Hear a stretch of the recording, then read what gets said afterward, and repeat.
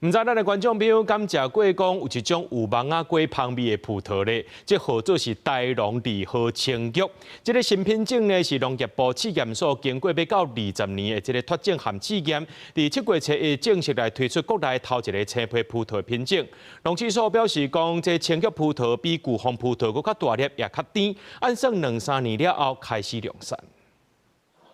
果子皮青佫薄，肉大粒佫把水。而且佫有哈密瓜的香味。這個號做台農2號青玉的新品種，是農業部試驗所經過20檔的脫種甲試驗，在7月初一推出國內頭一個青皮葡萄的品種。也若配合試種的農民也講，即馬巨峰葡萄的行情一斤差不多是200塊，農民預估青玉葡萄一斤是250塊，唔但價小較好，也較好種。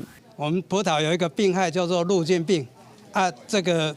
青玉葡萄路菌病危害很輕微，然後再來就是它果實很大粒。農試所表示，青玉葡萄比巨峰葡萄更較大粒，也加較甜，真有市場的競爭力。11克到14克這每一粒單粒的重量，那比較巨峰大概9克到10克的這個範圍，就可以知道說，它果粒確實是有大。第5個階段最好吃了哈，因為它的糖度糖酸比就達到50哈，你就覺得。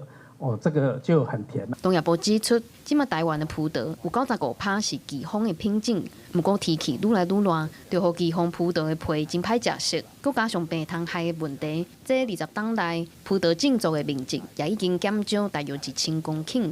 這個青玉葡萄的新品種是農民在極端氣候的挑戰之下另外一個選擇。也面積只有佔1.27%，可是產值降5%，所以相對來講，葡萄是較高產值。但天氣較熱啊，農民在栽種的時陣，轉色比較不良，都無辦法顯示巨峰本來一種紫紅色。所以農試所這個時陣推出這個就是綠皮的品種，無轉色的問題，栽培跟一般的葡萄差不多。農試所表示，青玉葡萄打算在2-3檔了後開始量產，希望讓消費者有一個全新的食食體驗。